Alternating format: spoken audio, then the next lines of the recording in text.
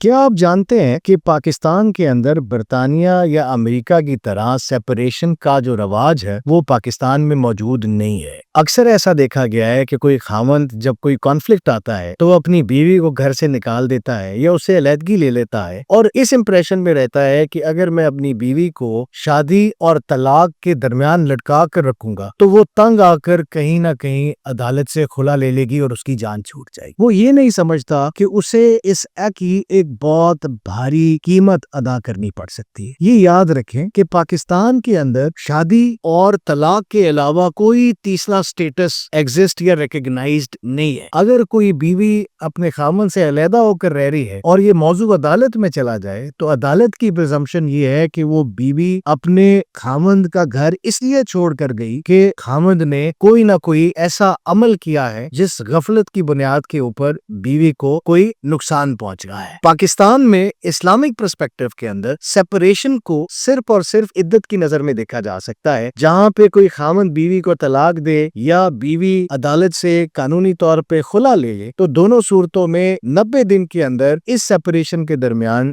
میاں اور بیوی یہ محسوس کرتے ہیں کہ کیا وہ ایک دوسرے کے بغیر رہ سکتے ہیں، اور اگر ان میں صلح نہیں ہوتی تو ایسی صورت میں شادی کو ختم کر دیا جاتا ہے۔ لیکن خاوند اسلامکلی اور پاکستان کے قانون کے مطابق اپنی بیوی کو خرچہ دینے کا اس سیپریشن کے اندر بھی پابند ہوتا ہے۔ اس لیے اگر کوئی خاوند اپنی بیوی کو جو کہ اس سے علیحدہ ہو گئی ہے اسے رجوع نہیں کر رہا، اسے صلح نہیں کر رہا اور وہ اس امپریشن میں کہ وہ بیوی خود تنگ آ کر عدالت سے خلا لے لی دی، تو وہ یاد رکھیں کہ اگر بیوی نے ان کے خلاف مینٹیننس کا کیس کر دیا تو جتنا وقت مہینوں کی صورت میں سیپریشن میں جائے گا، ایک ایک مہینے کا خرچہ اس خاوند کو اس بیوی کو ادا کرنا ہوگا۔ مناسب یہ ہے کہ کوئی خاوند اپنی بیوی سے یا تو رجوع کرے یا اسے ایسن طریقے سے اس کے لیے آسانی کرتے ہوئے شادی کو ختم کر دے۔